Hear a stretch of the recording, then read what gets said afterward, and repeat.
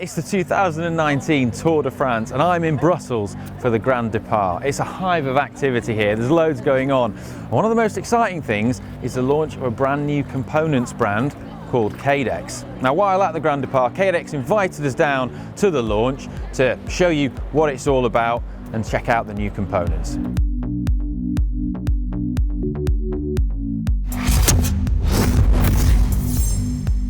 Launch is happening inside here, but before I dive in and show you all the cool techie details of the new products, then be sure to subscribe to GCN if you haven't already and click the little bell icon as it'll give you a notification every time we upload a video and it helps support the channel.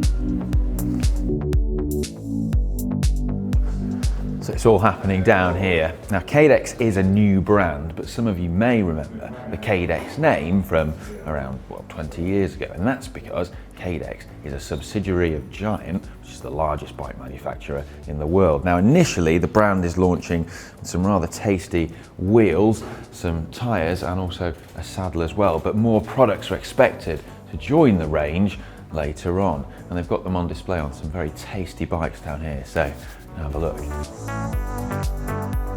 Look at this auto. Very nice. What a weave on that. Got Olympic champion Greg Van Avermaer's glittering gold custom bike as well. Very nice. First up, we'll take a look at the wheels, and there's a pretty comprehensive range off the bat, and the wheels are going to be offered in disc brake versions, tubular versions and also tubeless versions throughout the range. Cadex is looking to position itself as a premium brand, and consequently the wheels and products have had a correspondingly large amount of R&D go into them. Now in contrast, a sort of lower end wheel manufacturer will typically buy some stock carbon rims from a carbon manufacturer and then some off-the-shelf spokes and hubs and build up the wheels and just slap their own logo on it and sell it.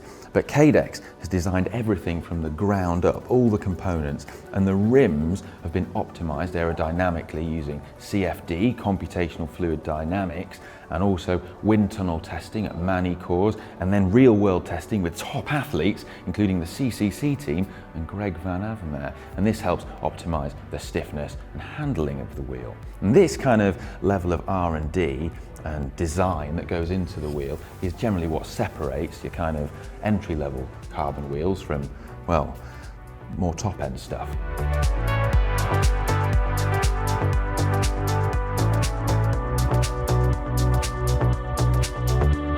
Road wheels are available in two depths, so we've got 65mm ones like these and also 42mm ones. Now they're also tubular, tubeless and disc brake wheel options. These 65s, just 1,367 grams a pair, but I have to show you the 42s, which I've spotted over there, because they are seriously light. So this is the Cadex 42 tubular, seriously light, just 1,163 grams a pair. That is properly impressive that they are ridiculously light. And that's impressive for a, well, an aero wheel that's 42mm deep. And also, quite interestingly, the tubeless version, which obviously has a different rim profile, is just around 100 grams heavier, which is just there.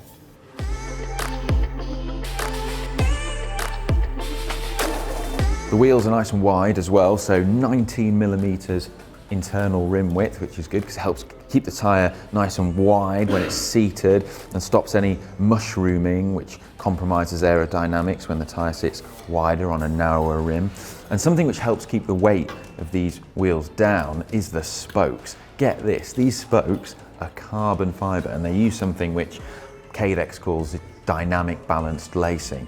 I'm not entirely sure what that means, but they're custom for these wheels and they're directional. Get this right, so each one of these spokes is carefully shaped into a mini aerofoil.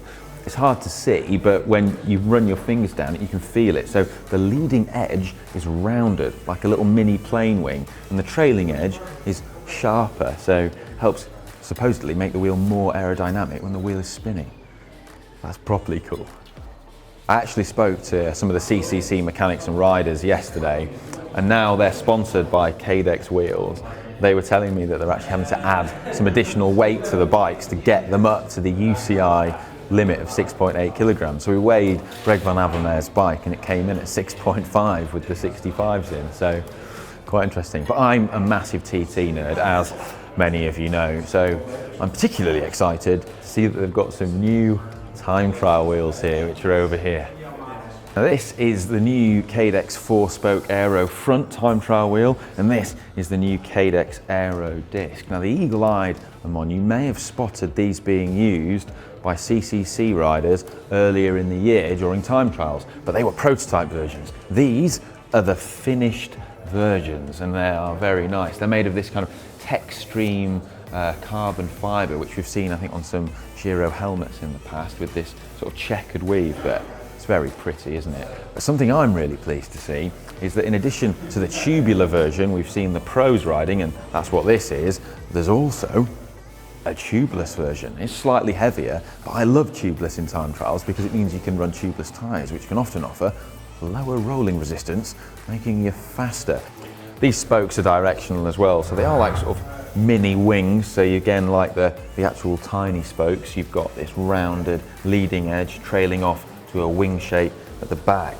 Very nice. Now the hubs are cool as well, right? So the hubs have been designed by Cadex to be part of this homogeneous system within the wheel, and well, they sound amazing, right?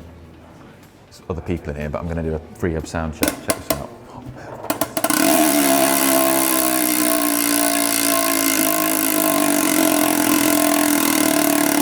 How mega does that sound?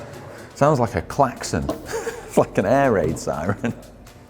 I think it's being the sound's being amplified because it's on a disc wheel and it's hollow. And one of the reasons for that sound is these low friction hubs that have been installed in these wheels. Now, one of the reasons is they have a 30-tooth pickup, which is great because it means you get really quick, snappy engagement, and that's more than a lot of competing hubs. So the DT Swiss 240 hub, for example, often has an 18-tooth ratchet system in there, which won't pick up as quickly. And it's said that this 30-tooth mechanism in here can also take a higher load, 30% higher load, according to Cadex. Sounds good though, doesn't it? Nice. As mentioned, Cadex also has a new range of tubeless tyres, which are designed to integrate perfectly with their tubeless race wheels. So they've got the Cadex Race tubeless initially, and it's available in 3 widths. So we've got 23mm, like this one, 25, and then also these rather chunky 28s as well. And then there's the saddle. It's called the Cadex Boost, and you may be able to see it's a truncated saddle with a short nose. These kind of shapes are becoming increasingly popular, but Cadex tells me, once again, this is just the first of their range, and they're likely to bring out other shapes in the near future. It's a very premium product, as with the other stuff, so just 138 grams for this bad boy. And part of the reason for that is it's got a full carbon shell and rail system underneath, so very bling indeed. Now it's certainly, well, the truncated saddles are becoming more popular, but Greg Van Avermeer's a fan. He appears to have it on all of his bikes.